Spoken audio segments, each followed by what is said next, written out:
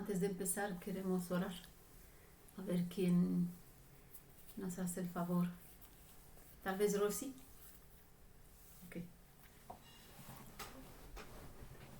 Sí, hermanos, oremos. Amado Padre, estamos agradecidos porque ha llegado el día que tú señalaste como un día apartado para tu pueblo y que representa una señal entre tú y todos los que te invocan y todos los que han creído en tu nombre.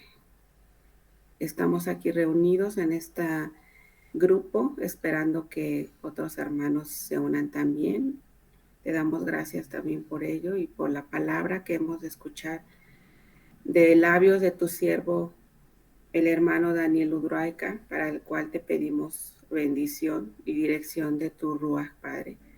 Y a nosotros un oído atento y obediente para que tu palabra quede sellada en nuestro corazón, en nuestra mente, y procedamos a actuar conforme a ella, Padre Santo. Gracias por este manjar, gracias por que hay un centinela en este lugar cerca de nosotros, sino en lo físico, Padre, sabemos que nos une tu espíritu y rogamos que lo sigas manteniendo fuerte, Padre, y en bendición para que siga hablando a los que quieran escuchar, Padre.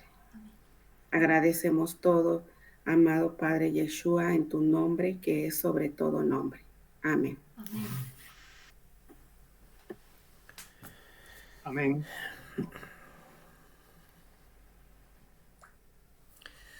Shalom a todos, me alegro por que participan aquí en este Shabbat junto a nosotros.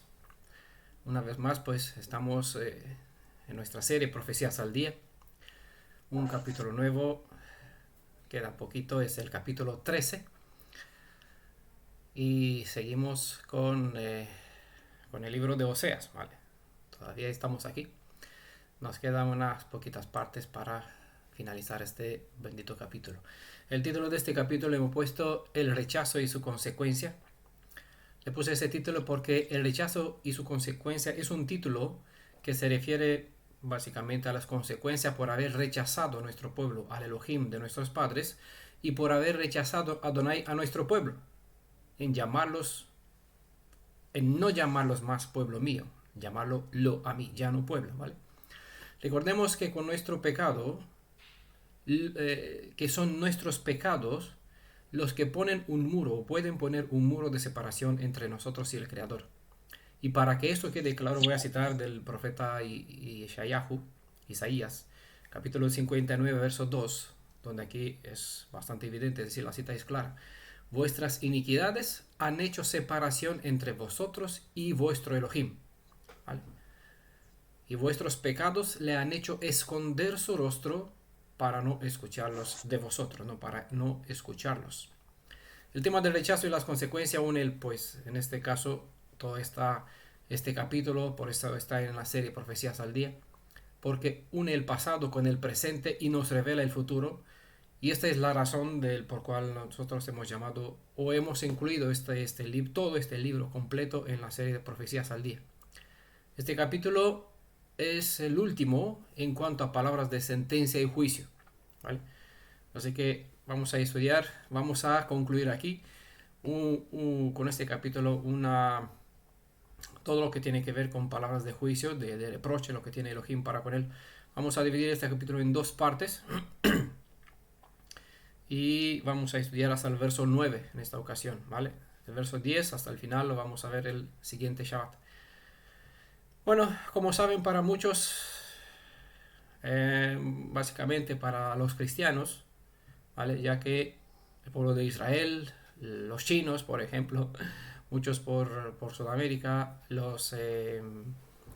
¿qué más? Los musulmanes no concluyen el año en este día, en esta fecha. Pero para los cristianos hoy es un fin de un tiempo, de un año pasado, ¿vale? Por eso, también este capítulo 13, queda uno más, concluye con las palabras de juicio y de advertencia y de castigo para el pueblo de Israel. Bueno, también tenemos la bendición de saber que para algunos hermanos que están aquí entre nosotros, bueno, 2 de 3, mañana va a comenzar un nuevo día. Van a tener un nuevo comienzo, ¿no? Aquí la familia del hermano Gamaliel y Alida, que aquí no está todavía, pues mañana van a tener un nuevo comienzo, ¿vale? No un nuevo comienzo de años, pero un nuevo principio. Como hebreos israelitas, que al entrar dentro, bajar primeramente en las aguas del bautismo, en la tevila, pues al salir del agua, entran en las condiciones del pacto, ¿vale? Bueno, aquí estamos esperando el video con el testimonio de ellos y el bautismo para mañana, para cuando va a estar hecho en la comunidad, para que así todos disfrutemos, ¿no? No decir un feliz año nuevo como dicen todos los demás, sino que feliz comienzo de eternidad, sí, porque nosotros no comenzamos un nuevo año, no comenzamos una nueva vida siquiera, comenzamos una vida eterna, ¿vale? Bueno, este es un momento de felicidad. Bueno, vamos a comenzar con nuestro capítulo. Como saben, verso por verso, vamos a ver los primeros 9 versos y el siguiente Shabbat vamos a continuar. Voy a leer, como de costumbre, la edición Corona de Jerusalén. Cuando hablaba Efraín, cundía el terror, se había impuesto en Israel, pero se hizo culpable con Baal y murió. ¿Vale? Por lo general, cuando se usa el nombre de Efraín, se refiere a la suma de las tribus del reino del norte. Pero aquí, con decir Efraín, se refiere al nombre de la tribu descendiente del hijo de Yosef, ¿vale? Porque siempre el contexto aclara siempre el texto, muchas veces, no siempre. En muchas situaciones, en el mismo contexto se explica el sentido de ciertas palabras, ciertas afirmaciones. Aquí está puesto en contraste con Israel. Por ende, al mencionarse Efraín e Israel, entendemos que aquí Efraín es un tribu de 10 que forman el reino del norte y todos son hijos de Israel, ¿vale? Entonces, es un tribu en Israel. Según la bendición de Israel en Génesis, de Jacob, ¿vale? En Génesis capítulo 48, versos 12 al 20, está la historia cuando Jacob puso sus manos sobre los hijos de Yosef, ¿vale? Los sujetó los tuvo aquí, y les dio la bendición a cada uno poniendo su mano derecha sobre la cabeza de Efraín, ¿vale? En lugar de la cabeza de Manasés, quien normalmente es el primogénito, ¿vale? Pero al poner la mano derecha sobre la cabeza de Efraín, dio el derecho del primogénito, transfirió la bendición del primogénito sobre la casa sobre Efraín, ¿vale? Como decir, reconoció a Efraín como primogénito. Pues en este capítulo 48, verso 12 al 20, la tribu de Efraín se presenta que destacó, ¿vale? Aquí se le dio un lugar especial de honor en Israel por encima de su hermano Manasés, ¿vale? Por ser bendecidos, esta tribu, en multiplicarse en gran manera y por la valentía de los guerreros, la casa de Efraín se impuso sobre los demás tribus en autoridad y respeto. Así, en 1 Samuel capítulo 15, verso 17, se le nombra a esta tribu, a la tribu de Efraín, como la tribu líder en Israel. Por este privilegio, por ser quien son, han llegado a vanagloriarse.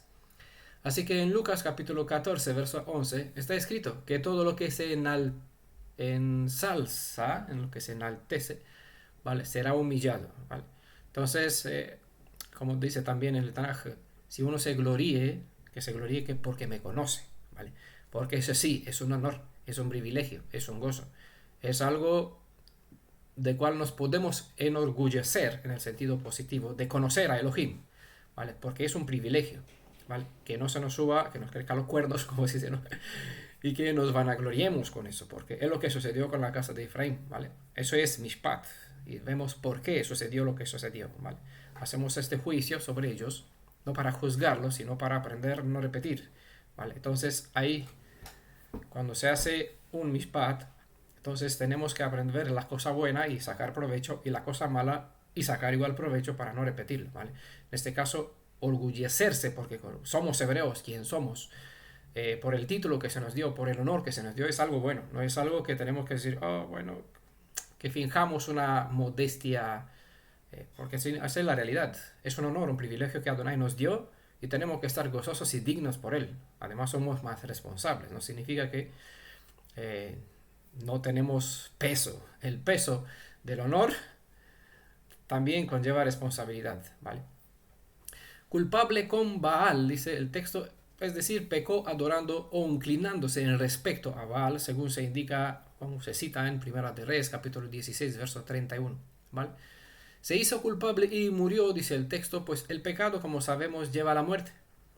Somos hijos de Israel y puede que somos hijos de Efraín, porque eso es evidente, ninguno de los hebreos israelitas por el mundo y de los judíos, de quien sea, no puede decir a ciencia exacta de cuál de los 12 patriarcas desciende uno, porque no sabemos. Nadie puede presentar una partida de nacimiento. Uno puede decir, yo soy de la tribu de los Cohen, de los sacerdotes, ¿vale? ¿Quién lo respalda? ¿Vale? La palabra de uno es difícil, ¿vale? De creer.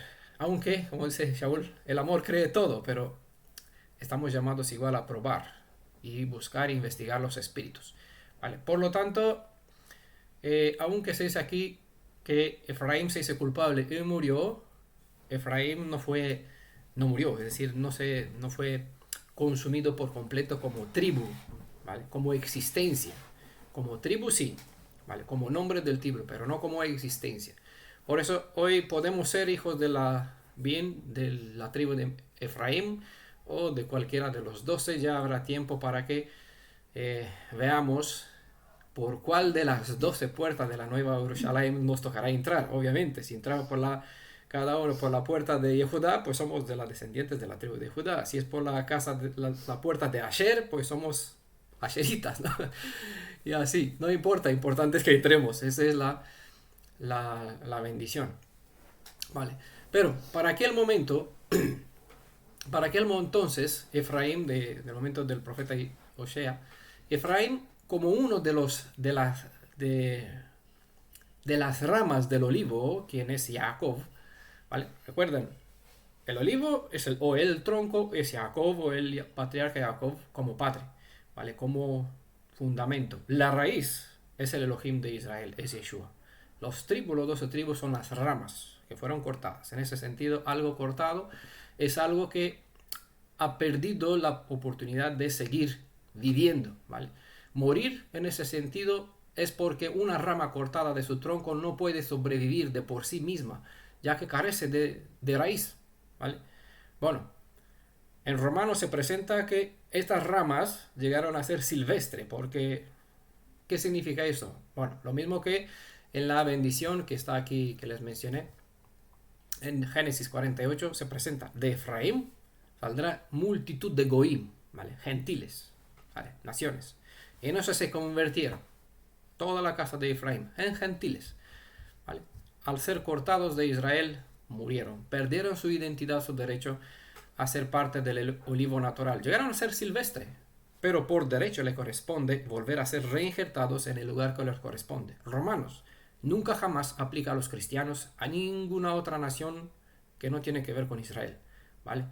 Hay leyes específicas para los gentiles que pueden aferrarse al pueblo de Israel, entrar con ellos por las puertas que ellos tienen en la Nueva Jerusalén, ¿vale?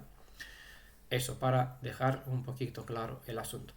Entonces entendemos que en este contexto no se refiere a una muerte que han sido destruidos por completo. Ya sabemos que los descendientes de Efraín, como de todos los demás tribus, están llamados en este mismo instante a volver a su raíz, a congregarse nuevamente, a volver a entrar dentro de las condiciones del pacto por el camino, por la senda que Yeshua ha dispuesto.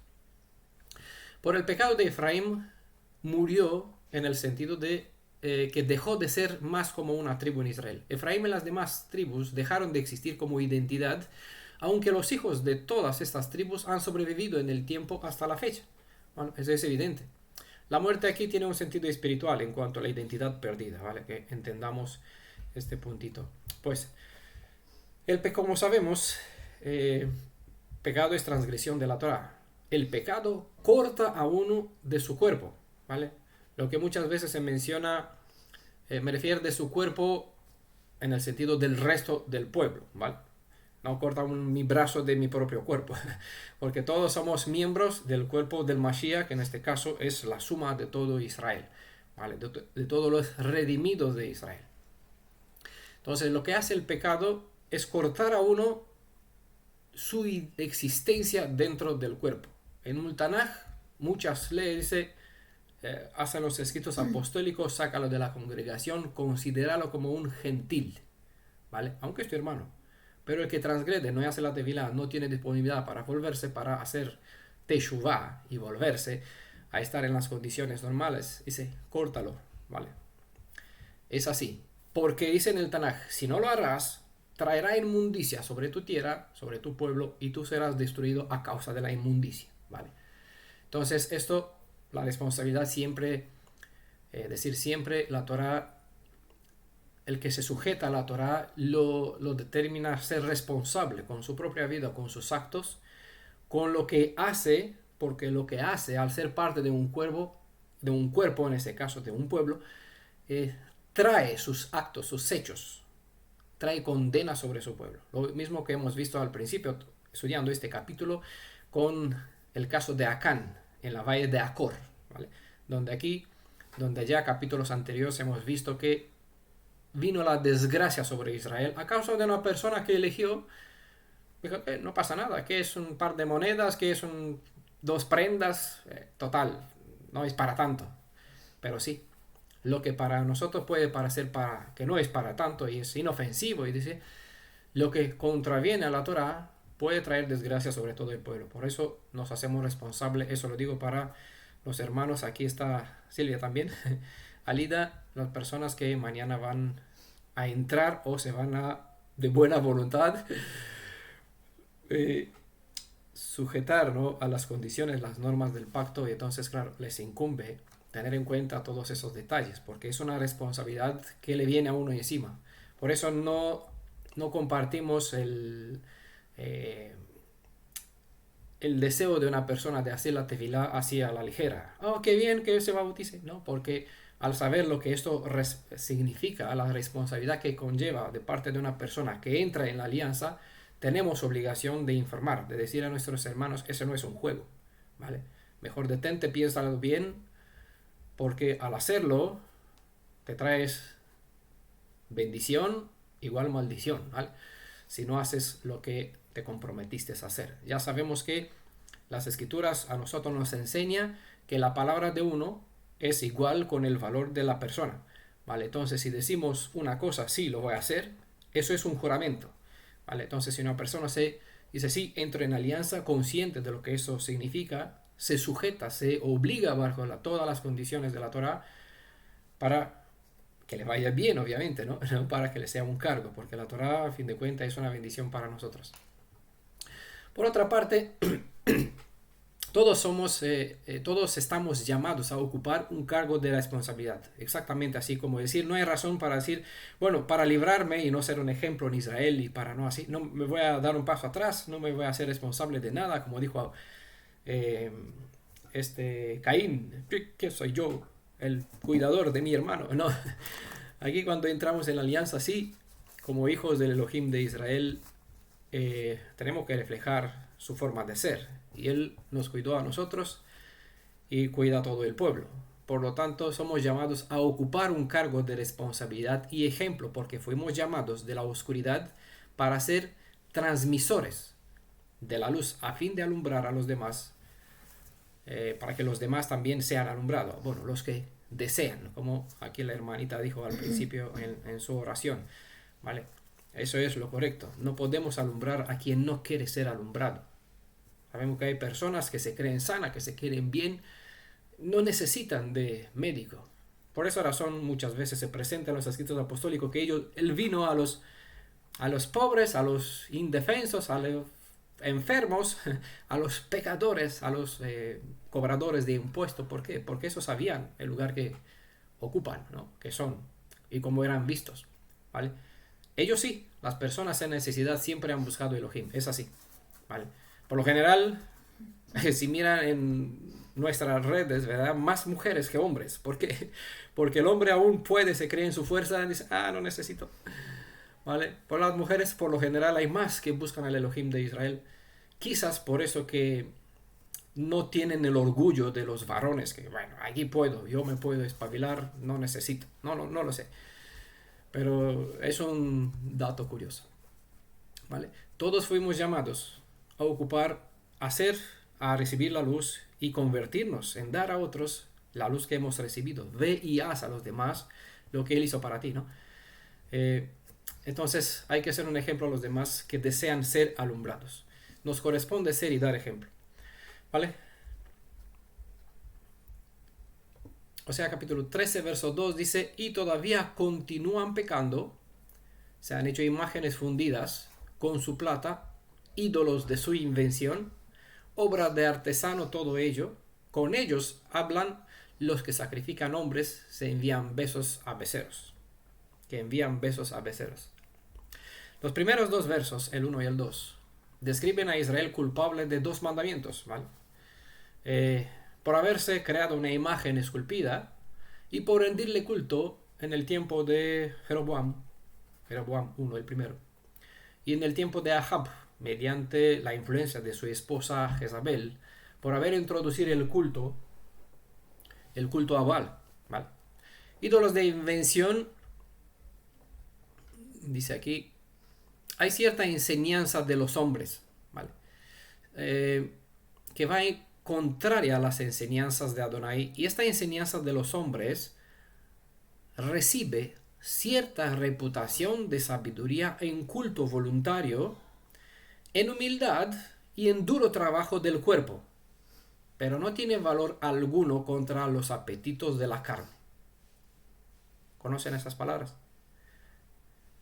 Lo dijo Shaul. ¿Vale?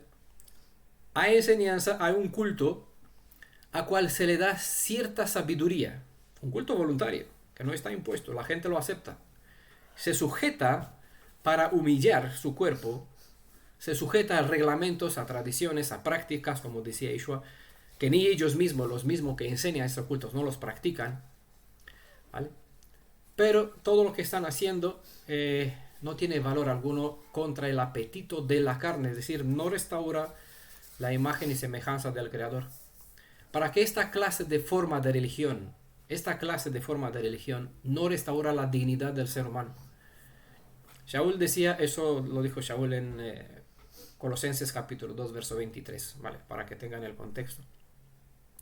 Y él dijo que a pesar de que ciertas enseñanzas reciben un título de sabiduría, debido a que éstas se presentan como una forma de religiosidad, con el supuesto fin de complacer a una dicha deidad a quien se supone que sirven, pues esta dicha enseñanza no tiene nada de valor porque solo es una invención humana, ¿vale?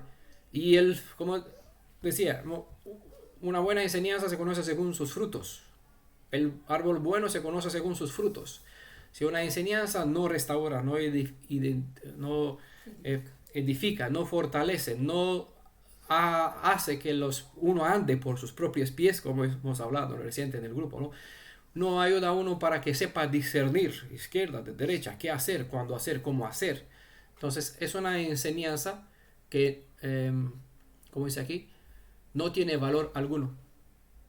No restaura, no hace su debido proceder, no hace el trabajo que debe hacer una enseñanza verdadera, un culto real, ¿vale? Enviar besos, dice nuestro texto, pues besar la imagen es una parte del culto de Baal. Creo que todos conocen, la mayoría conocen esta práctica todavía, ¿no?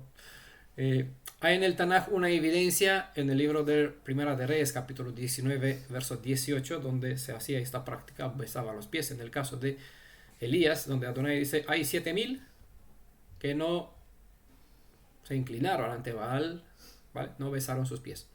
Es decir, no rindió culto a Baal, ¿vale? Esta misma práctica de besar los pies, bueno, las manos, las mantas, la pueden observar en el culto católico y ortodoxo. Por eso decía, la mayoría que estuvieron en las iglesias católicas ya saben que eso es algo del día a día en las iglesias católicas y ortodoxas. Bueno, ustedes no tienen muchos ortodoxos por Sudamérica y esas partes, Pero por aquí en Europa y la parte del norte también, Rusia, Polonia, Rumanía, por ejemplo, ¿no? Son países ortodoxos, bueno, de cristianos ortodoxos, parientes de los católicos, ¿vale? No, los ortodoxos no tienen muchas estatuas, pero tienen muchas pinturas, ¿vale? Los ortodoxos tienen algunas estatuas, pero por lo general besan las pinturas, pero igual tienen las estatuas en algunos... em, cada entrada de pueblo tiene un Cristo, ¿vale? De madera, de lo que lo tiene aquí. La gente sí que en procesiones besan estas imágenes. Las personas que actúan como dirigentes religiosos de esos cultos reciben el beso sobre sus manos o sobre sus pies por ser reconocidos como siervos en cuales se muestran dicha deidad, a través de cual se muestra dicha deidad. No sé si han observado en algunas situaciones incluso a judíos besando la mano de su rabino, ¿vale? Puede ser un señal de honor, pero igual hay cierta límite donde lo que es respeto y un honor normal para una persona que le reconoces que tiene más experiencia, más conocimiento y entonces es digno para mostrarle cierto respeto, no tanto para besarle las manos, pero incluso se puede aceptar esto como un gesto de respeto, ¿vale? Pero hay una frontera muy, muy fina entre pasar del respeto hacia la persona hacia una conexión idólatra, ¿vale? Porque a veces las personas se idolatran, ¿vale? Se usan el pretexto que es algo inocente, inofensivo, bueno, besar la mano de una persona, pero a veces esto puede pasarse en idolatría hacia la persona, ¿vale? Hay que tener en cuenta este detallito aquí. O sea, capítulo 13, verso 3 dice, por eso serán, bueno, principio, causa, efecto, por eso, por lo que han hecho, serán como, y da aquí cuatro grupos, cuatro categorías, como nube mañanera, como rocío matinal que pasa, como paja aventurada de la era, como humo por la ventana, ¿vale? Cuatro grupos dicen lo mismo, ¿vale? No hay diferencia en las expresiones. Lo único que saben, no tenían chimenea para aquel tiempo, las casas no tenían chimenea, no tenían ventanas como nosotros no teníamos, pues en las paredes había un hueco, un agujero, un hoyo, y el humo que hacía cocinando dentro pues salía por aquí, ¿vale? Por eso se compara como humo que se va por la ventana, no es algo que se queda dentro de la casa, un poquito de corriente y sale fuera, ¿vale? Algo pasajero. Pues la sentencia responde a la acusación, porque Efraín buscó vida con Baal o en Baal, por pensar que éste está al control de la naturaleza, pues será como las cosas de la naturaleza. Es decir, la vida real de Efraín será como las cosas de naturaleza que ellos pensaban que controla Baal. En realidad, la niebla, el rocío, la paja, el humo, solo son términos que describen un estado pasajero, no son elementos perdurables, ¿no? Duraderos. Con esos términos se describe el adorar deidades ajenas. Es aquí, ¿vale? Ustedes ya probaron que servir a Cristo, por ejemplo, el dicho Salvador llamado Jesús, y la Trinidad no aprovecha más que la niebla, más que el rocío, más que la paja, más que el humo, esas comparaciones, y por esa realidad han buscado entrar en la fe hebrea, porque si la deidad cristiana hubiese sido bendición para ustedes, si hubiesen alcanzado lo que ustedes tienen ahora, bueno, como son ahora la mayoría de ustedes, no hubiesen salido del cristianismo, no hubiesen sentido el vacío.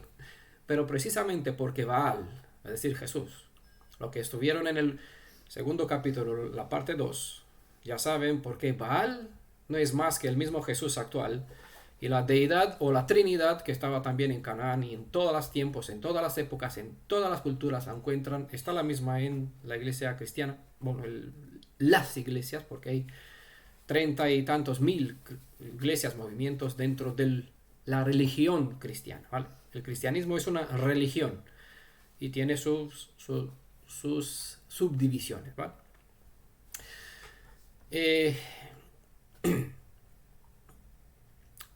Niebla, rocío, paja y humo es como se comparan aquí en el texto. En el Salmo 1, verso 4, allá se declara que los malos son como paja inútil, ¿vale? Que esparce el viento. Por eso,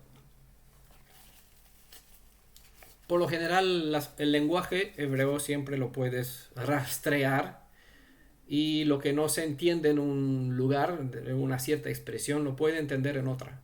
¿Vale? Y entonces al hacer suma de esas expresiones donde se usa el mismo término, pueden crear un conocimiento. ¿Vale? Lastimosamente no tenemos, hoy se puede aprender el idioma hebreo, pero no pueden aprender la cultura hebrea o lo que hay detrás de los términos. ¿Vale? Pueden aprender, agarrar el diccionario y le va a dar aquí 20 sentidos. Incluso hay algunas palabras que tienen 50 formas o sentidos en cuales se pueden traducir o usar en dichos contextos. Entonces, para saber cómo manejar los asuntos, ¿cómo le vamos a guiar? Con el S-Word. El S-Word sí es bueno, el diccionario es muy bueno, strong, ¿no? Pero mejor es volver al Tanaj, a ver el uso de los términos, ver en qué contexto se usa y así sacar un mejor provecho. Es más, digo yo, mejor manual de instrucción. También en el Salmo 68, verso 2, se dice, los impíos se disipan como el humo. En Salmo 83, verso 2 al 17, creo que también Isaías 41, verso 16, Daniel capítulo 2, verso 35, son citas semejantes, que describe que del mismo modo como la paja es llevada por el viento, pues quedarán en vergüenza los inicuos. ¿Vale? Verso 4, Osea capítulo 13, verso 4, dice, pero yo soy Adonai, tu Elohim desde el país de Egipto, no conocerás otro Elohim fuera de mí, ni hay más salvador que yo. ¿Vale? En el capítulo anterior hemos visto que se repite lo mismo. Pues a diferencia del culto de Baal, que solo se conectaba con la fertilidad, Adonai se presenta como mucho más que esto, porque él hizo cosas que nadie nunca jamás lo pudo aplicar a Baal, ¿vale? Ni a otra deidad. No se le puede decir que pudo hacer tales cosas como hizo el Elohim de Israel para Israel. Baal no libró a nadie nunca de nada, como lo hizo el Elohim de Israel. De una forma tan visible, tan clara como en el caso de los filisteos, a sabidas que la intervención, su deidad, su Baal, las plagas, lo que tuvieron fueron precisamente a causa del hecho que ellos retenieron la arca de la alianza que pertenece al pueblo de Israel entre ellos, ¿vale? Y asimismo en Egipto supieron que los juicios, como está escrito, son las 10 plagas fueron dirigidas específicamente en contra de las 10 principales deidades que ellos tenían, ¿vale? Y por lo tanto los profetas, los servidores de esas deidades no pudieron ni explicar, ni rechazar, ni reproducir. Intentaron algo aquí en una pequeña escala, pero al final reconocieron que no se pueden comparar con el Elohim de Israel. Por esa razón el miedo y el terror infundió todo alrededor de Egipto hasta la tierra de Canaán, y cuando ellos, dice el Tanaj, solo al escuchar el nombre de Israel les entraba el pánico y el terror, razón por cual los de Jericó estuvieron encerrados aquí, no salieron. En el capítulo anterior hemos explicado el por qué el Elohim de Israel dijo que es Elohim para Israel desde que lo sacó de Egipto, ¿vale? Así que no voy a repetir el mismo texto para los que no presenciaron, pues bueno, que vaya a escuchar el audio anterior, la explicación al capítulo 12. Es hermoso como Adonai se presenta fiel a su pacto a pesar de la infidelidad de su pueblo. Esta fidelidad y compromiso para con el pueblo de Israel la revela en la expresión soy Adonai tu Elohim, ¿vale? Esta declaración deja evidente que él no es el Elohim del mundo, ni siquiera de otra nación, sino solo de Israel, ¿vale? Exclusivista. El que dice, ¿por qué cree que solo ama a Israel? No ama solo a Israel, pero es Elohim solo de Israel, ¿vale? Hay que saber manejar lo que la gente piensa y lo que dice para centrarlo en lo que ellos tienen en la Biblia y lo tiene en su mano y puede ver que así está escrito, ¿vale? Tú, Elohim. Este énfasis siempre lo he tratado de compartir, infundir a todos los demás cuando hablan de Elohim, que nunca lo use así a la ligera en forma genérica, sino que enfatice el Elohim de Israel, poner un atributo para que toda la gente, el Shaddai, Elohim Shaddai, todo el mundo sabe que no puede aplicar a la deidad de los digamos, de los chinos, porque es un término específico relacionado con el pueblo de Israel, ¿vale? Adonai es Rafa, Elohim Rafa, ¿vale? Es un título que pertenece, se presenta al Elohim de Israel, no puede aplicarse a otra deidad. Por eso es bueno siempre enfatizar cuando se habla, soy Adonai, tu Elohim, hablando del pueblo de Israel. No es, decir no aparece yo soy Elohim, ¿vale? A saber de quién y para quién y de cuál. Todo el mundo tiene muchos Elohim. Por eso está escrito una de las leyes de la Torá, que aparece igual en las 10 palabras de la alianza, que no tengas otros Elohim delante de mí, ¿vale? Otras deidades, ¿vale? Hay muchas. No son en realidad reales, pero son veneradas como si lo fueran, ¿vale? Entonces las escrituras reconocen que existen, aunque son inexistentes como seres, reales no son más que diablos, dice en otra parte, demonios, ángeles caídos, mitos deificados, pero por el hecho que la gente le da honor como si fueran reales, las escrituras le da ese sentido, son Elohim, que no tengas otros Elohim fuera de mí, ¿vale? Desde la tierra de Egipto. Esa declaración, pues, soy Adonai, tu Elohim, deja evidente que él es el Elohim, solo Elohim de Israel.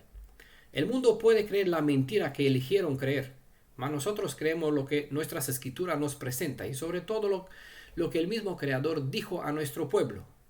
¿Qué dijo? Yo soy Adonai, tu Elohim, ¿vale? Eso para cada uno de nosotros que estamos aquí, al menos los que prestamos atención. Los demás pueden creer, sí, que es de todo el mundo. Pueden creer al rabino, porque claro, hay rabinos, y yo los escuché, que tiene decenas, 30, 40, miles de seguidores.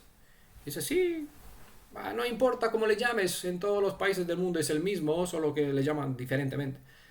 ¿Vale? Antes de creer, dar crédito a un rabino, como hacen muchos, damos crédito a lo que las escrituras nos enseñan. Porque por algo hemos vuelto no al judaísmo, no al rabino, y no es ni el judío nuestro instructor, ni nada.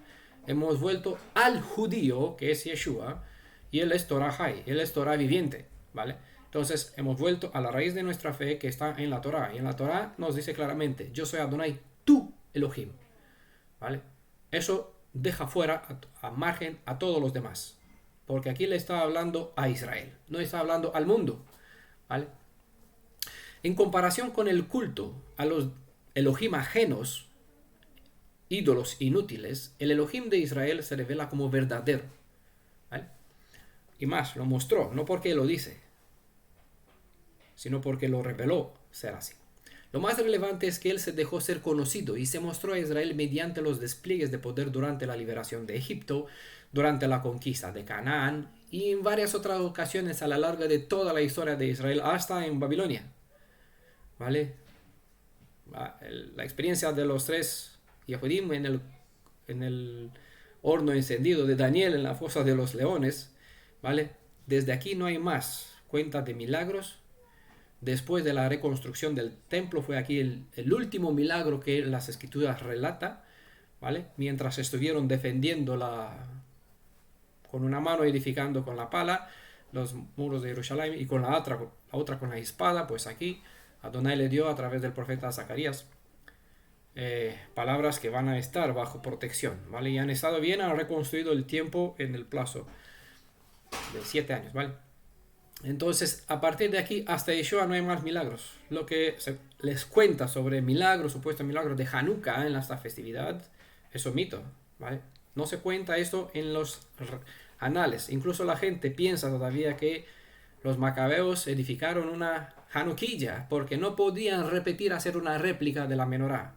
Pero sí, el libro de Macabeos dice claramente que ellos hicieron una menorá, no una Hanukkilla. Eso es una creación del hombre y el milagro del supuesto invento es otra de los inventos, ¿vale? Tenemos un buen estudio en ese sentido sobre la tradición, lo que Yeshua habló al respecto, ¿vale? No conoces otro Elohim fuera de mí. Evidentemente que Israel ha conocido no a uno, sino a muchos otros Elohim.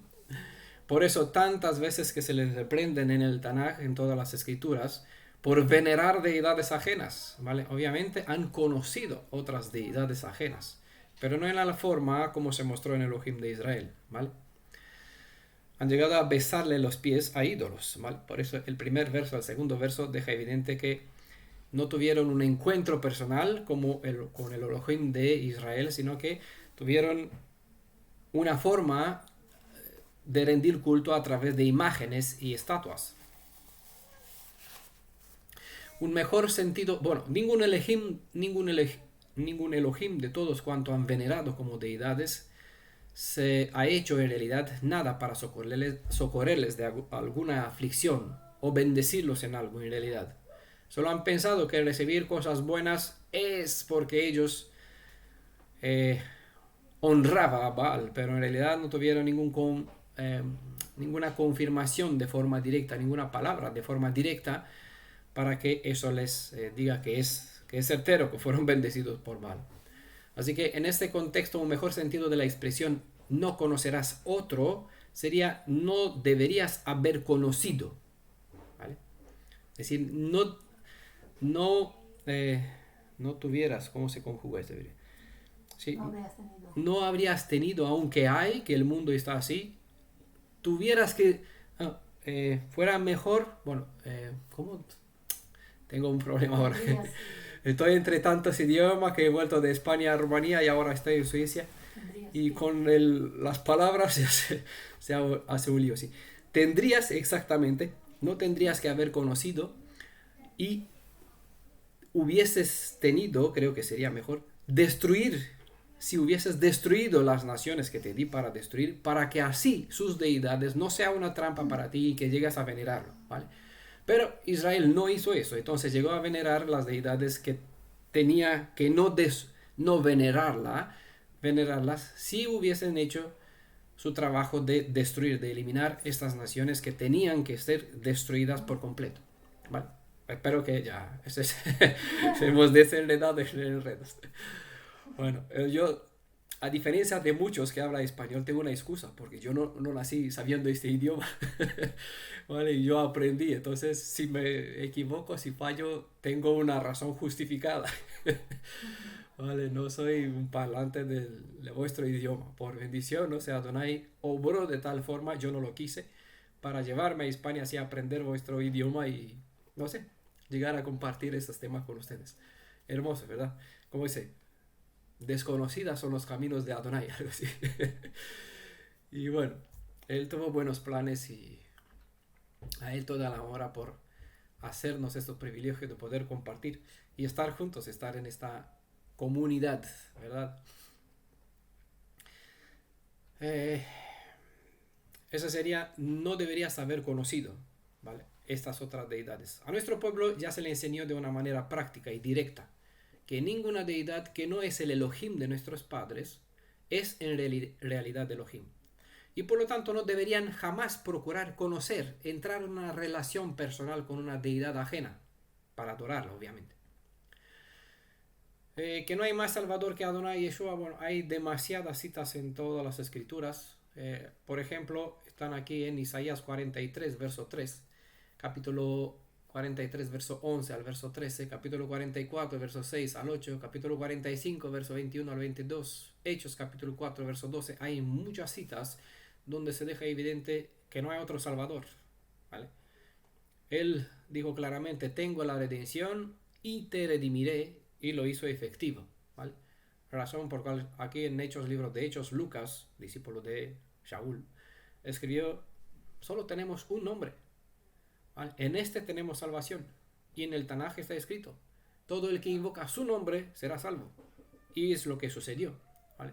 Todo aquel que confió en Yeshua, obedeció su palabra, eso es confiar o invocar su nombre, hacer caso a las enseñanzas del maestro, en este caso de Yeshua, no pereció ninguno de los creyentes en Yeshua. Cuando él dio la señal, vieron la señal, salieron de Jerusalén, tuvieron un espacio, se le abrió un lapso de tiempo de 3 años para que puedan abandonar Jerusalén. Después que se acabó el tiempo, regresaron al ejército de Vespasiano y no se marcharon hasta arrasar el templo y toda Jerusalén, ¿vale? Toda esta más detalles está en creo que la parte 4 derrumbando el fundamento del tercer Elías. Allá está todas estas declaraciones de Josefo Flavius, toda esta historia. Verso 5, Oseas capítulo 13. Yo te conocí en el desierto, en la tierra ardorosa, dice. Pues como saben, ya hemos citado en otra ocasión Amos capítulo 3, verso 2. Yo te conocí significa, te conocí como mío. Así cuidé de ti, ¿vale?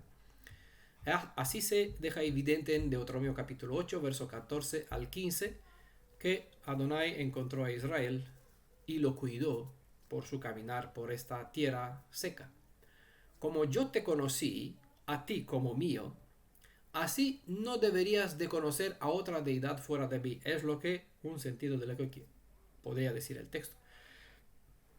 Como hemos dicho en otras ocasiones, la palabra conocer, en hebreo que es yada, equivale a casarse en las condiciones del matrimonio. Es donde un esposo conoce a su esposa, ¿vale? Una vez que se consume la noche de bodas. Desde esa perspectiva, una vez más descartamos el concepto de la doctrina del reemplazo, ¿vale? Como alegan los cristianos. Porque a nadie en este mundo el Creador ha dado un contrato matrimonial excepto a Israel. ¿Hay alguno entre ustedes que no sabe cuál es la doctrina del reemplazo? ¿Qué supone esta doctrina? Muchas veces no se conocen los términos, se conoce el concepto, pero quizás no conocen lo que significa o las palabras dogma o doctrina del reemplazo, porque por lo general en las iglesias no se usan estas palabras. Pero el concepto... Mariana, No, pues me ha dicho intercaturo, por favor. no. Mi salud, se ha hecho batalla. El concepto está en todas las iglesias, ¿vale? ¿Qué significa esto? Pues Israel ha sido desechado y en su lugar hemos sido elegidos nosotros. Nosotros somos el Israel, pero no el físico, el espiritual, ¿vale? Este concepto de un Israel espiritual no existe en ninguna parte de todo el Tanaj, es un invento, una creación, ¿vale? Todo este concepto que se arma sobre esta idea, que la llamamos doctrina del reemplazo, llamó Antiguo y Nuevo Testamento. Esto para estos que fueron desechados, por esa razón los cristianos no guardan Torah, lo saben, está aquí, es parte de nuestra historia, pero es para los judíos. Nosotros no somos judíos, nosotros somos judíos espirituales, ¿vale? Hijos de Abraham, ¿vale? Bueno, no hay hijos espirituales. ¿Vale?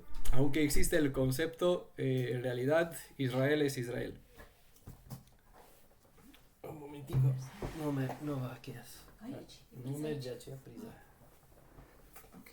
A ver, enchufar.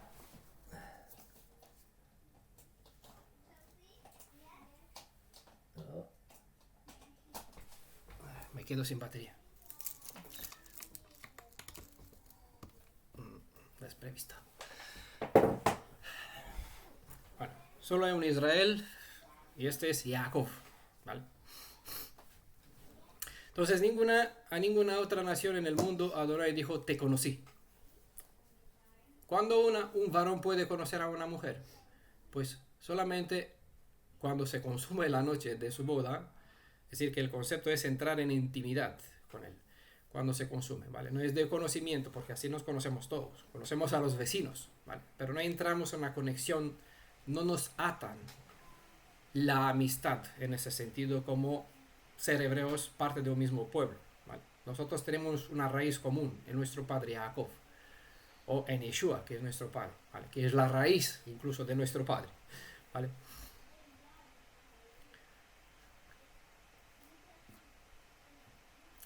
Entonces, ¿cuándo se consume el matrimonio? ¿Cuándo o cómo puede llegar una persona a entrar en una relación con su pareja? Una vez que tiene un contrato de matrimonio. Es lo que se hace con las condiciones del pacto. Por eso, la alianza, la Torah fue dada a Israel. Eso es igual o se le da el mismo valor como una unión matrimonial. Es la ketubá que se firma con las declaraciones, con lo que el esposo provee para su prometida y con el compromiso de la prometida hacia su esposo, jurándose fidelidad para siempre. Es lo que hizo Adonai, ¿vale? Entonces, en ese sentido de conocer, no se le dio y no se puede aplicar a ninguna otra nación en este mundo, porque para que eso suceda debe haber un contrato, debe haber un pacto, y no hay, ¿vale? Excepto Israel. Sí que vamos a volver siempre a este asunto con otras citas, porque bueno, la escritura está rica en ese sentido y para descartar por completo este concepto. También es relevante el detalle que él conoce a sus hijos como un pastor conoce a sus ovejas, en un rebaño mezclado, y con razón las ovejas siguen la voz del pastor que reconocen. Hay por aquí por YouTube algunos videos bastante hermosos donde hay en un campo algunas ovejitas y cierta persona grita, ven para acá. Y las ovejas no escuchan, no ven. Y viene el verdadero pastor, igual se sitúa al lado de estas personas, no sé si lo vieron, yo lo vimos con mucha gracia muchas veces. Y a un señal del verdadero pastor, todas las ovejas vienen corriendo. Es hermoso, no sé. Los que tienen una vida en el campo pueden experimentarlo y sentirlo directamente. ¿Vale? Por eso aquí los términos en hebreo son muy reales de la vida que ellos conocían y el mensaje era bastante claro porque lo entendían, porque eran lo que ellos vivían claramente. ¿Vale? Entonces es relevante este detalle. En el verso 4 y el verso 5 se describe una realidad en cual el pueblo de Israel declara que conoció al Elohim de sus antepasados y lo reconoció como el Elohim de ellos, y por parte del Creador se declara que él también conoció a Israel en el sentido de que lo admitió como un hijo predilecto, ¿vale? Un primogénito según el entendimiento hebreo sobre el privilegio de cual exclusivamente goza el hijo primogénito, ¿vale? La expresión del texto revela una conexión especial entre el Creador y el pueblo de Israel, la misma que existe entre el esposo y su esposa, ¿vale? Siempre en esos contextos que hemos hablado con esta expresión conoció, tiene que ver con esta intimidad entre el esposo y la esposa. Verso 6 dice, cuando estaban en su pasto se saciaron y se engrió su corazón, por eso se olvidaron de mí. En Deuteronomio capítulo 32, verso 13 al 15, se describe parte de las bendiciones con las que fue bendecido Israel.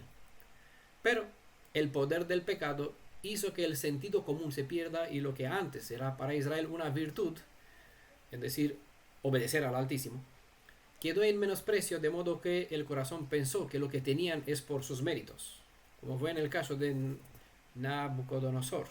¿Acaso no fueron mis manos los que edificaron toda esta fortaleza?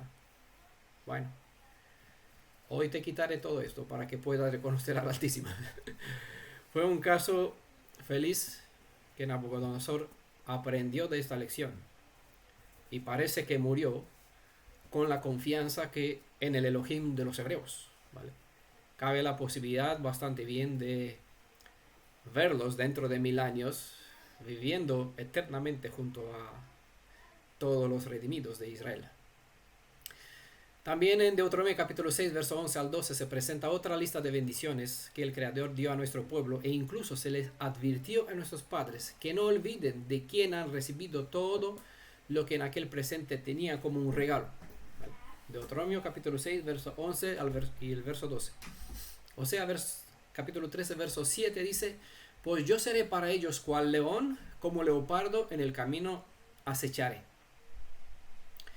El leopardo es un animal cuya piel es manchada, de modo que se puede ocultar entre los matorrales y camuflarse sin ser detectado. Este animal no se nombra en el texto hebreo, es decir, no existe este nombre prácticamente, leopardo, ¿vale? Pero la raíz de la palabra que se usa en el texto se refiere o define algo que es manchado, que tiene manchas, como el leopardo. De aquí la traducción de esta expresión le dio el nombre leopardo, pero el nombre no existe en el Tanaj, ¿vale? Bueno, no es relevante, pero es un detalle. A veces las características, como dijo, decimos sobre el caso de Adán, que puso nombre a los animales. ¿Cómo le puso el nombre? Ese era, pues parece que Adán tenía la capacidad de ver más o tuvo más tiempo, o desde mi perspectiva entiendo que Adán le puso nombre no en un mismo día de repente, sino que a lo largo nombró los animales según la característica, como los vio, y así se transmitió a nosotros. El editor que puso por escrito todo lo incorporó aquí como si fuera en el día 6, pero bueno, es una historia comprimida, ¿vale? Los nombres de los animales que se mencionan en las escrituras, también de las aves que se nombran en el Tanaj, nos presentan ciertas características a través de cuales podemos entender el modo de proceder de las personas e incluso del creador cuando esos nombres o esos animales aplica a él, ¿vale? Describe cómo él va a proceder. Entonces, para entender el procedimiento de las personas o de Elohim, hay que ver las características, la forma de obrar de los animales, cómo va a atacar. Entonces, en ese sentido dice, como leopardo en el camino acecharé. Pues tiene el sentido de emboscada, lo que hace el típico animal, ¿vale? Que se camufla, tú no lo ves, pero actúa sin darte cuenta, ¿vale? De repente lo ves encima y ya estás muerto. El texto dice que de modo como el camino hacia Asiria era bastante conocido por ser habitado por esos animales depredadores, así serán desmenuzados por este mismo camino porque van a ir a ser exiliados en Asiria, ¿vale? Seguirán por este camino, ellos sabían qué sucedía con este camino y la suerte, si van a andar por ahí, qué suerte podrían tener. Entonces es lo que dice Adonai, que se compara así, porque así serán llevados por este camino.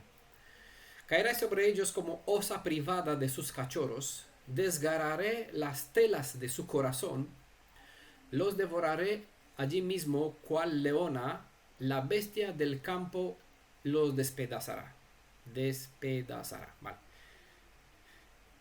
Todos conocen cómo son el león y el leopardo, al menos de los vídeos que aparecen por National Geographic, Animal Planet. Hay buenos documentales, canales de televisión que muestran la vida de los animales y las plantas.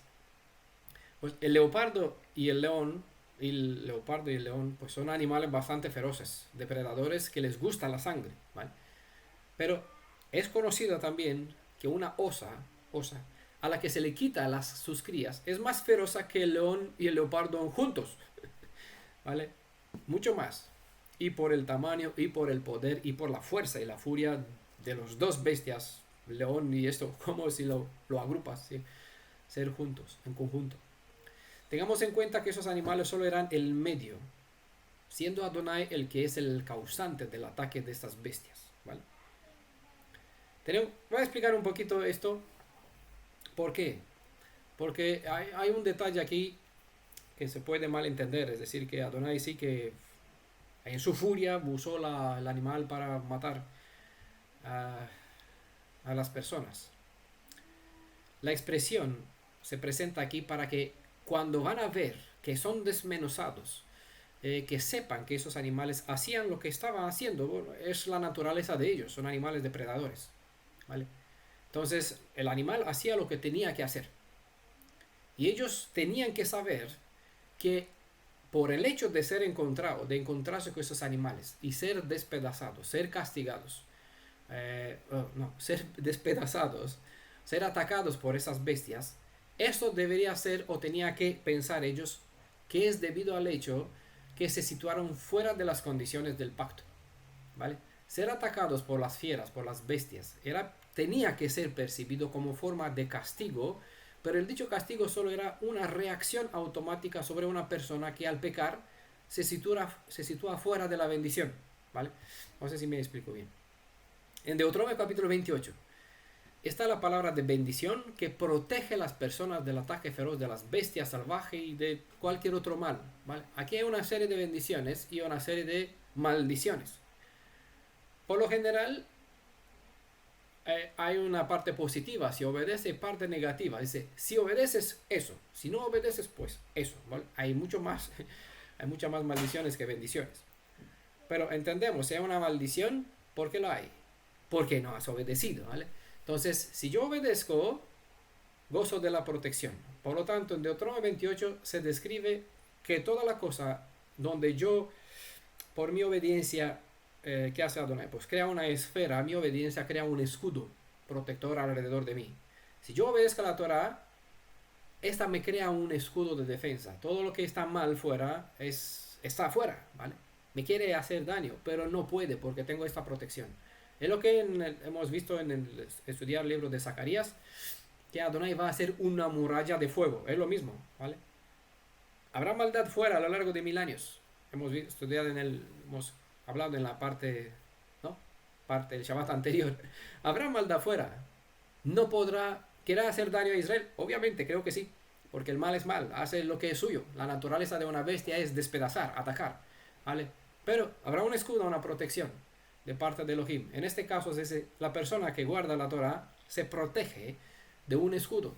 Cuando una persona se sitúa fuera de la Torah por su desobediencia hacia ella, ¿qué hace? Pues destruye el escudo, se quedan fuera. Entonces el animal hace lo que es natural. A una persona al verse atacada, al verse afligida en la vida diaria, dice, ¿por qué sucede esto? Porque por algo hay que ver qué sucede, por qué no me va bien, algo he hecho, ¿vale? O si Adonai se ha retirado, ¿por qué? Por eso he citado desde el principio, nuestros pecados ponen una muralla de separación, crea una separación entre nosotros y Elohim. Entonces, si tengo una separación, o es porque yo me situé fuera, o porque hice algo que me situó fuera, o obligó a Elohim no poder defenderme. Porque el mal, al hacer yo el mal, está en su derecho el mal que haga lo que tiene que hacer. Y Elohim no me puede proteger, ¿vale? A él la justicia obra para dando crédito al mal que nos haga el mal. Si nosotros elegimos no hacer el bien que tenemos que hacer, ¿vale? Entonces, aquí pueden ver también en Levítico capítulo 26, verso 22, en Jeremías capítulo 5, verso 6, se identifica que el ataque violento de las fieras son una forma de castigo de parte que Adonai envía a su pueblo, ¿vale? ¿Por qué envía el castigo? Para que te des cuenta, a ver, si estoy castigado es porque no estoy bien, no estoy en las condiciones del pacto, he hecho algo, ¿vale? Quizás en inconsciencia o por saber. Entonces son como la fiebre. La fiebre no es algo malo en el cuerpo, ningún médico te va a decir, oh, es un problema. Puede ser un problema, pero la fiebre es el anuncio, el timbre, tienes un problema en el cuerpo, ¿vale? Entonces el cuerpo reacciona con esta forma y te hace despertar a ver, vamos a hacer un chequeo a ver qué ocurre, ¿no? Verte por dentro, tienes algo roto, tienes una pérdida, algo, lo que sea, es lo que hace el médico, ¿no? El problema no es el castigo, decir, no es el problema. Es un medio que Adonai usa como forma de enderezar, de atraerte la atención, lo mismo que hace la fiebre, ¿vale? Es una señal, un timbre. Sí. Hay un problema aquí, hay un virus, ¿no? Hay un pecado. Hemos visto en Oseas capítulo 5, verso 14 también esta misma declaración de parte de Elohim en cuanto a la obra de las bestias que harán un trabajo para destruir, carcoma, como visto, ¿no? La polilla, el león, cachorro de león, ¿vale? Las telas de su corazón, que es aquí en el texto, bueno, esta tela del corazón se refiere a la membrana que protege el corazón, ¿vale? Tiene un escudo también. El corazón está bendito para tener una tela de protección, una membrana. Dijo Adonai así, vamos a leer el verso de nuevo. Caerá sobre ellos como osa, desgarraré las telas de su corazón, ¿vale? Esto para dejar claro que no habrá ninguna posibilidad de librarse del miedo y del terror que tendrán que afrontar. No hay palabras para describir mejor un corazón que ni siquiera tiene su escudo natural de protección emocional, ¿vale? El corazón es el lugar de los sentimientos, la aflicción, el terror, el pánico. Y este corazón tiene una protección, hasta esto se le quita, ¿vale? Entienda lo que hace el pecado y por qué la justicia es tan. De modo que declara las escrituras que se hizo tiniebla sobre la faz de la tierra cuando Yeshua fue puesto sobre el madero antes de morir, y él gritó, ¿por qué me has abandonado? Es decir, me has desamparado, porque está escrito, nuestros pecados fueron puestos sobre él y la conexión con su padre se rompió, porque no puede cohabitar, porque si, para decirlo así, su papá pues ocultó a través de los nubes para no ver más la muerte de su hijo. Verso 9, sí, este es el último verso, vamos a pararnos aquí con este. Verso 9. tu destrucción ha sido Israel, porque solo en mí estaba tu socorro. Con decir tu destrucción, se quiso decir que esta estaba dentro de ellos mismos. ¿Vale? No era algo que vino de fuera. La destrucción de Israel no vino debido a los asirios, sino debido a ellos mismos. ¿Vale? Los asirios fueron un medio para traer un juicio, pero la destrucción la abrieron ellos mismos para que sean destruidos cuando eligieron pecar con Baal. Ellos provocaron a que Asiria físicamente, tanto a nivel espiritual como físicamente, provocaron a Asiria con el contrato que hicieron con los egipcios para que los asirios se conviertan en enemigos. Entonces, por una parte pecaron con Elohim y transgredieron el compromiso con los hombres, con sus vecinos, y con razón. No solo que eran medios de que Adonai usó con una razón objetiva de parte de lo que ellos, el contrato que ellos no cumplieron, y Adonai aprovechó esta situación para imponer un castigo, para castigar a Israel. Pero la destrucción no vino debido a los asirios, porque Adonai, si hubiese estado como escudo,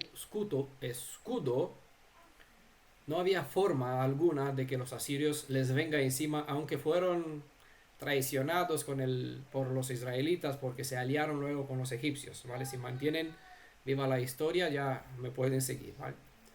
Entonces la destrucción no vino por los actos de los asirios, sino por las decisiones que ellos tomaron hacia Elohim y hacia ellos también, hacia los asirios. Entonces la Asiria se convirtió en enemigo de Israel por los propios actos de los israelitas, y estos actos malos que hicieron contra Elohim y contra los propios asirios invocó sobre Israel el juicio. Proverbio capítulo 8 verso 36 declara: mas el que peca contra mí defrauda su alma. Todos los que me aborrecen aman la muerte. Está hablando la sabiduría, como dijo Shaul, Yeshua es la sabiduría. Es lo mismo hablar contra Adonai, contra la Torah. Uno que se levanta contra su propio bien, porque a no hacer caso a la Torah, a no hacer caso a la sabiduría, a no hacer caso a Yeshua, a no hacer caso a sus mensajeros, a los profetas, a lo que tenemos, las escrituras, es como una persona que peca contra él mismo, se hace daño a sí mismo. Obviamente peca contra Elohim, pero en primer lugar se autodestruye él mismo. No se puede decir que Adonai, porque yo pequé en su contra, me va a castigar. Primero he pecado contra mí, ¿vale? Él solo es el juez que debe cumplir con el castigo que lo reclamé mediante el pecado, lo que transgredí, lo que hice, ¿vale? Cuando hacemos algo malo, reclamamos, porque la justicia reclama. Quiero que me castigues. Es como un niño que es rebelde y sigue en rebeldía porque parece que les gusta ser castigado. No de forma consciente, pero es así en la actitud de una persona que, al saber que la Torah fue dada para su bendición, actúa en contra, a sabidas que actuar en contra se sitúa fuera de la protección del bien, y el mal le vendrá encima, porque el mal es libre, ¿vale? Cuando tú sales fuera de la protección del escudo de Elohim, quedaos en mi mano y produciréis mucho fruto. Fuera de mí nada podéis hacer. Pues yo elijo estar fuera. Bueno, ¿quién hay fuera? Hay bestias salvajes, aves inmundas. Está el mal, y el mal está en su mundo, ¿vale? Porque en este mundo Elohim eligió la tierra de Israel, comprimió aquí la protección. El que quiere estar aquí estará bien, el que no estará en el mundo del mal. Y como Israel ahora se fue por todo el mundo del mal, nos envió como ovejas entre los lobos, ¿vale? Gozando con la protección personal. Imagínate como un soldado del futuro que tiene su propia armadura y se va a una guerra en otro planeta. No sé si miran las películas de science fiction, ciencia ficción. ¿Vale? Tiene su propio escudo antimisiles. Las balas no le hacen mal, ¿vale? Es el gozo que tenemos, ¿vale? De estar bien con Elohim. Sí podemos entrar en las fortalezas del mal y rescatar de aquí a nuestros hermanos, ¿no? Es lo que nos enseñan las escrituras, ¿vale? Mas el que peca contra mí defrauda su alma. Todos los que me aborrecen aman la muerte, ¿vale? No es que el Creador castiga la rebeldía, sino que la misma persona, al elegir no hacer caso a las instrucciones del Creador, se dispone al libre albedrío del poder del mal. El mal corroe de por dentro y la persona se autodestruye mediante las elecciones que está haciendo. Es triste ver las personas encaminarse hacia su propia destrucción y sentirte impotente. No puedes hacer nada. Es triste. Es terrible este sentimiento de cuando adviertes a una persona de que toma una elección que irá en su propio mal y ver que rechaza tus palabras. Es triste, es difícil de comprender, pero es como declara aquí. Todos los que me aborrecen. ¿Cómo aborrecer? Como todo el mundo dice, sí, yo amo a Dios. Sí, yo creo en God, en un creador. Pero cuando se trata de presentarle las escrituras o hablar sobre él, no te hacen caso. Entonces, ¿qué significa esto? Aborrecen la palabra de vida, por lo tanto, aman su muerte. Reclaman, invocan la destrucción sobre sus propias vidas y no puedes hacer nada, porque la elección personal se respeta. Y hay que respetar la decisión de los demás. Dice el texto, solo en mí, porque solo en mí estaba tu socorro. Solo en mí es un punto de contraste, describe un punto de contraste que marca la diferencia entre el imaginario socorro que ellos pensaban, Israel, bueno, en este contexto, ellos pensaban que les brindaba las deidades que adoraban y el Elohim viviente. Solo en mí hay socorro. ¿Vale? Recuerden que no repasamos la historia pasada para ver qué sucedió con nuestros padres, para saber el por qué estamos, sino que estamos estudiando para saber por qué estamos donde estamos, sino que estudiamos también para saber para qué, qué hacer o qué no hacer para no repetir la misma historia, no sufrir las mismas consecuencias. Pues entonces el texto nos enseña que fuera de mí nada podéis hacer, como repitió Yeshua en Juan capítulo 15 verso 5, y por lo tanto no debemos olvidar que todo lo que hacemos debe estar sujeto o puesto en las manos de nuestro creador, de nuestro Elohim, quien puede bendecir una empresa o sabe si es mejor que no sigamos en lo que tenemos planeado hacer. Recientemente comenté en la comunidad, en nuestro grupo Mi Redentor Yeshua, que aunque la Torah nos enseña a llevar a nuestros hermanos en los brazos si es necesario, el propósito del apoyo que debemos ofrecer a nuestros hermanos es para que ellos mismos aprendan a andar por sus dos piernas, ¿vale? Muchedumbre, en cambio, andan confiados en otras personas, de modo que dependen de la fe de estos terceros. Entonces, aquí está el riesgo cuando somos soporte para ayudar a nuestros hermanos. Es que hay personas que se acostumbran a ser cargados, llevados. No quieren aprender a andar solos. Se conforman, como en las iglesias, ser cuidados por el pastor. Y hay hermanos que sin querer se obligan o son convertidos en pastor. Eso no debe estar así. Las escrituras nos enseñan que debemos que ayudar a nuestros hermanos para que ellos aprendan a andar, ¿vale? No para que ellos se aprendan a agarrar de los demás. Nosotros tenemos que estar agarrados de nuestro Mashiach, de nuestro Elohim, ¿vale? Y todos nosotros, porque somos iguales a fin de cuentas, ¿vale? Somos ovejas todos. Igualmente hay demasiadas personas que andan confiando en sus propios caminos. Y esos caminos personales, por lo general, van en paralelo con el camino de Adonai.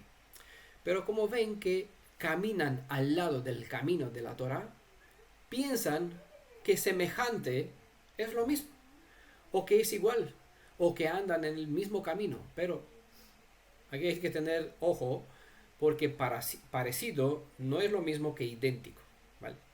No todo lo que parece bien al hombre lleva al mismo destino, ¿vale? Muchas veces los pensamientos del hombre son distintos al de Elohim. Así que siempre una persona, si se desvía del camino y cree que va bien, mejor que se chequee a ver si ando conforme, ¿vale? No sea que se encuentre a andar un camino paralelo y decir, sí, yo estoy bien. Claro, Cuando llegas a decir, sí, estoy bien, entonces ya es una señal.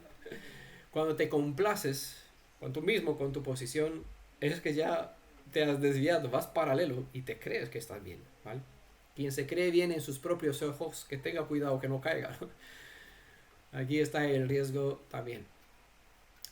No por nada Adonai dejó centinelas en el camino de los hijos de Israel, y eso es para nuestra bendición. Solo en él, dice el texto, no significa andar independiente, ¿vale? Esta expresión, solo en él, me tengo que agarrar de Elohim, eso no significa, porque hay un otro extremo, el diablo se aprovecha de todo, no significa andar independiente, individual, porque cada uno debe seguirle como sea. Hay este concepto, pero esto no es así. Cada uno debe seguirle a Elohim y puede estar en Elohim solo si sigue en el camino que él ha marcado, ¿vale? Porque muchas cosas parecen buenas al hombre, pero lo que es bueno o el verdadero camino es aquel que Adonai lo ha marcado, no lo que le pareció bien a él. Siempre recordamos la historia de Caín, ¿vale? Caín trajo una ofrenda, Adonai le pidió una ofrenda, él trajo una ofrenda. ¿Qué hay de malo en eso? No hay ningún malo, ¿no? Entonces, ¿por qué lo castigó? ¿Por qué lo castigó? ¿Quién me puede decir? Si Adonai le dijo, trae una ofrenda, ¿por qué le castigó que trajo rábanos o tomate? ¿No hizo acaso Por lo su que Adonai? actitud. Porque llevó lo que él quería, no lo que Ajá. Adonai había pedido. El mandato es específico. Hay que guardar el séptimo día. Sí, una ofrenda conforme al corazón. Hay que guardar el séptimo día. ¿Por qué más da? Guardo una de 7. Total, tengo que guardar una. Me dijo, hay que guardar el séptimo día. No dice aquí en este texto. ¿Sí? Por eso tenemos que tener en cuenta la suma de la palabra, porque en la suma de tu palabra es la verdad. Salmo 150, verso 116. No, cierto, 100, verso, capítulo 116, verso 150. Siempre lo confundo, ¿vale? La suma de tu palabra es la verdad. Entonces no podemos sacar un texto de su contexto, decir, una ofrenda.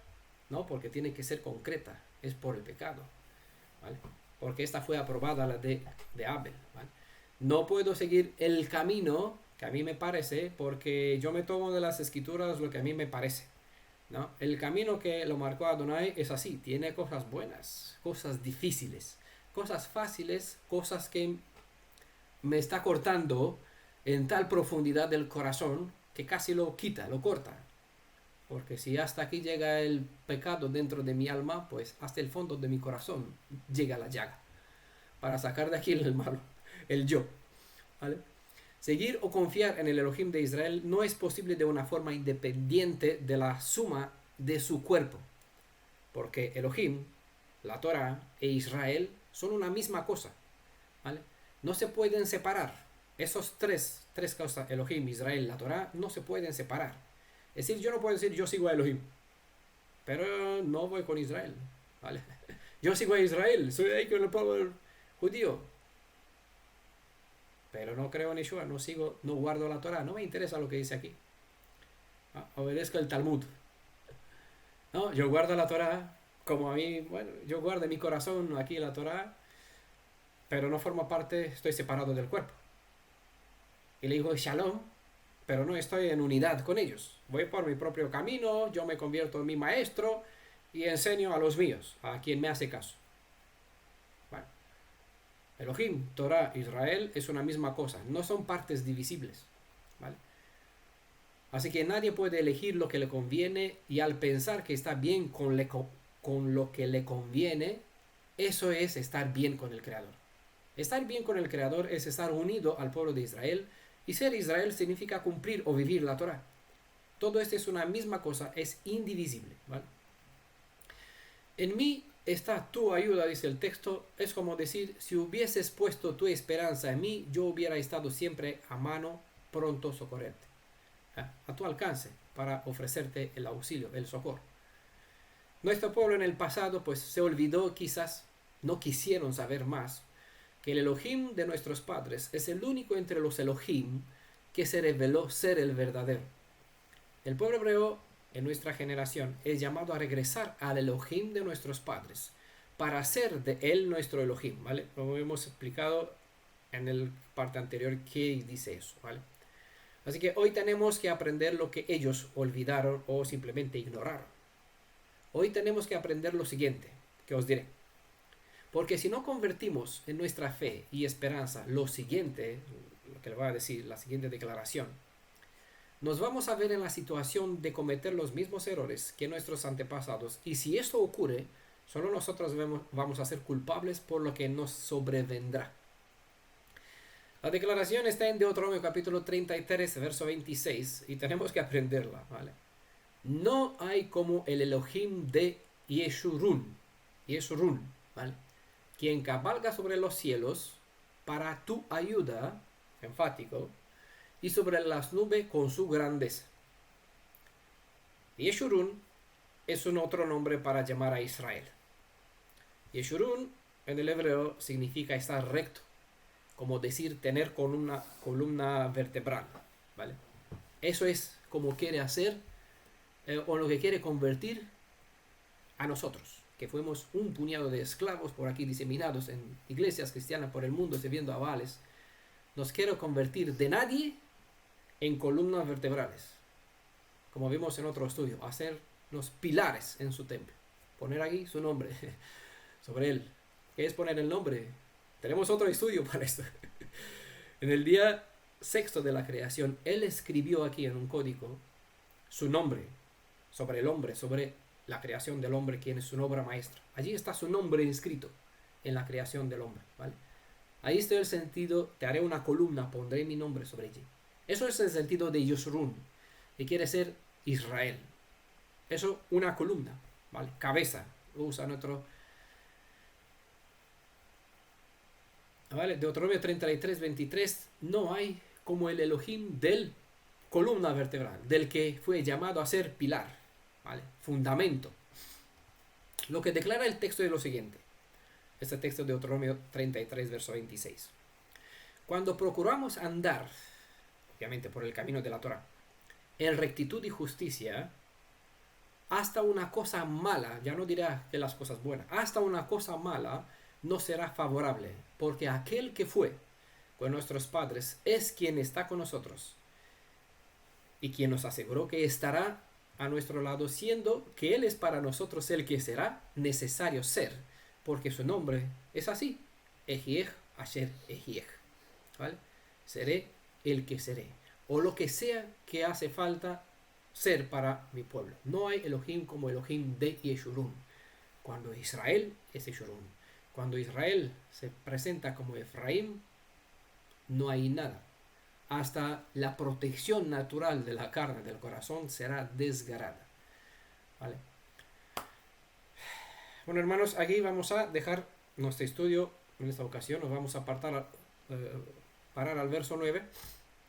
En el siguiente Shabbat pues vamos a terminar los demás versos. Espero que haya sido de bendición seguramente para todos ustedes este estudio.